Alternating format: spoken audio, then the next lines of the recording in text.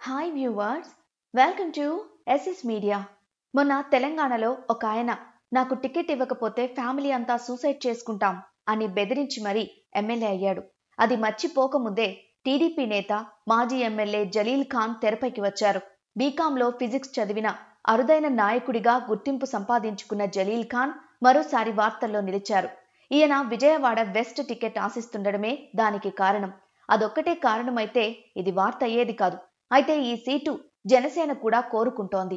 ఈ సమయంలో జలీల్ ఖాన్ తన మార్క్ సంచలన కామెంట్స్ చేశారు. విజయవాడ వెస్ట్ టికెట్ తనదే అని, టికెట్ దక్కించుకోవడమే కాదు, ఎన్నికల్లో గెలిచి తీరుతానని చెబుతున్నారు. ఇవి ఏ నాయకుడైనా చెప్పే మాటలే అనుకుంటే పొరపాటే. కారణం ఈయన జలీల్ ఖాన్. అంతటితో ఆగని జలీల్ ఖాన్ తన పార్టీ నేతలతో పాటు జనసేన నాయకుడు కూడా విజయవాడ వెస్ట్ టికెట్ అడగటాన్ని దృష్టిలో పెట్టుకుని సంచలన వ్యాఖ్యలు చేశారు. ఒకవేళ తనకు టికెట్ ఇవ్వకపోతే ఉరేసుకుంటానని వార్నింగ్ లాంటి కామెంట్స్ చేశారాయన. ఇది కాస్త వివాదమైంది.